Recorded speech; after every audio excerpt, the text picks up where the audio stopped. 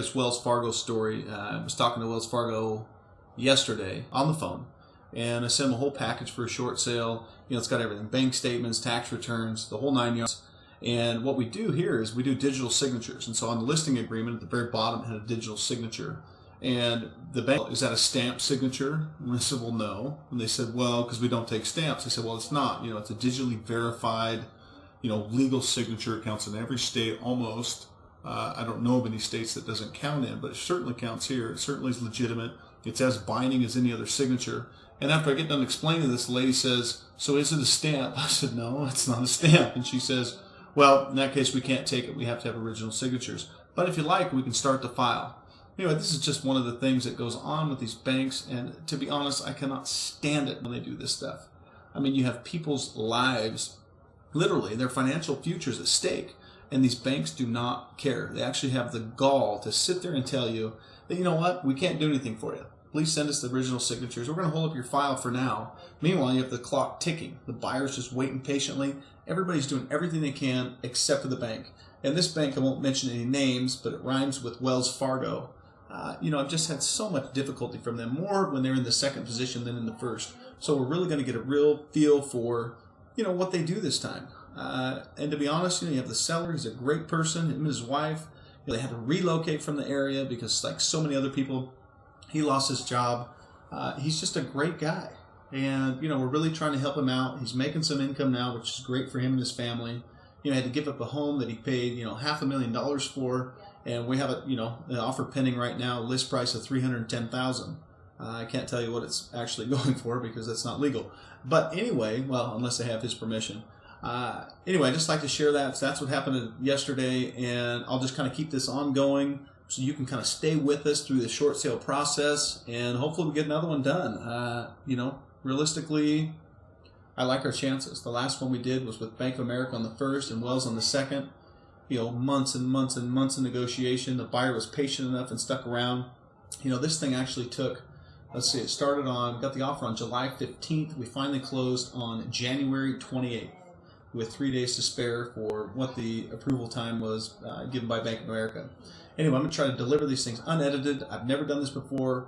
We're going to really get into it, and I hope that you find this stuff helpful because, to be honest, I'm tired of banks stepping on people's faces. And these are real people with real lives and real problems and families, and nobody's standing up to them because, number one, you can't.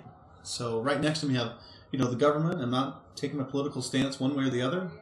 But you got the government injecting them with cash, with the intention of, these people are going to turn around and loan this cash out, and they're going to, hire more people and get these things pushed through faster. And it's just not the case. I mean, it's just not. And you have the new regulations pulled out. You got HAFA, which you can go to my blog and check out all the stuff there is to know about HAFA and the new changes it has. You got HAMP, which should be hamper because that's what it does to the loan modification process. You have different rules. This is actually not Fannie. It's a Freddie Mac loan.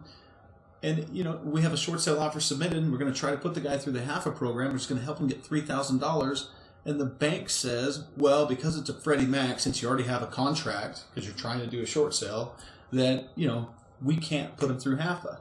I said, so let me get this straight. If I cancel the contract and have him apply for HAFA, you guys will actually evaluate him. She said, yeah. I said, how long does that take? She said, 30 days. I said, okay, so at the end of the 30 days, then if we did get an offer, she's like, well, if we approved him. So net result, my guy, we're not going to terminate, but if he would have done it that way, he'd have terminated. We wait 30 days, and they either, at the end of 30 days, they could still come back and say, you know what, he doesn't qualify for HAFA.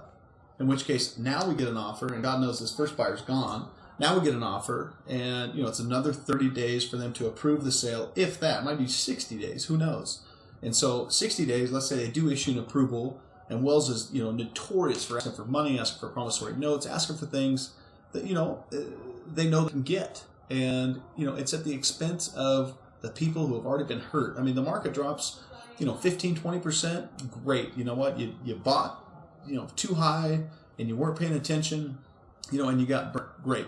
Market drops 57%. In my market, the median house price has dropped 57% since like June of 07. Nobody can plan for that. There's no way you can plan for that. And so, the guy wasn't being greedy. He wasn't doing anything he wasn't supposed to be doing. and wham, he's stuck in this situation. And the banks put up their hands like, wow, everybody else should have responsibility. We're a bank, we can do whatever we want to, so we're going to get it from him, period. End of story. Anyway, obviously you can tell I have a serious, intense dislike for banks. And you know, the world can't run without it, and I'm sure there's some things that I don't know. I'm sure there's some things I don't want to know on how they operate. But at the end of the day, you get a different person every time you call. You know, we fight through these things, and we've had a lot of success with short sales. But again, you know, the people are just, you know, put through the ringer. I mean, almost every one of my transactions, one of my sellers at least, you know, will be brought to tears from this. And, you know, so you're sitting here as a real estate broker going, you know, what do I do? And you end up being a counselor for the most part, which is great because I see so many people go through this. You know, we can really help them. And the people who are going through it know that they're not the only ones going through it, that this is just a process. And you know, we're doing everything we can for them, and they really appreciate it. And at the end of the day, so today, for example, I get a call from a seller on the deal we just closed, which was 6.5 some odd months. Anyway, she calls me today and she says, I got a letter from Wells Fargo, you know, saying that we've forgiven the deficiency, which ended up being, I don't know, $85,000 or something like that. She's like, I'm so happy that this worked out that well. You know, and that's what we're really going for. Anyway, I'll just kind of keep you updated as to what we're going through and the short sales we've seen. If you have any questions, feel free to email me at josh@movetobend.com. You know, if you even want, give me a call on my cell phone. It's 541-678-0756. Check us out at movetobend.com. You know, the laws in Oregon are different than a lot of other states, but anything we can offer, you know, that might help with your particular situation, we can certainly give you questions to ask and those kinds of things. If it'll help, let us know. We'd be happy to tell you everything we know. And, you know, hopefully we get through this time and banks start listening. You know, if I had my, you know, ideal situation, I'd love to get an attorney and go sue every bank in the business for how they treat people. I don't have that ability, and, you know, you're fighting banks, so gosh knows you'd lose, because as soon as you got past them, you have to deal with the feds. Anyway, if I had my way, we'd fight the banks. I'd sue every single one of them. I'd, you know, cause the biggest ruckus possible to get them not to get them to change, you know, the whole world and change the laws, but just to get them to treat people like human beings and treat them with the same respect you should treat people with. You know, but instead, hopefully some of this stuff helps and we kind of get the word out and, you know, and cause a big enough stir from person to person that they actually do start putting some policies into effect that help people, you know, because that's what they're taking credit for. That's what they're saying they're doing, and they're just not. Anyway, hope you enjoyed it, and we'll see you next time.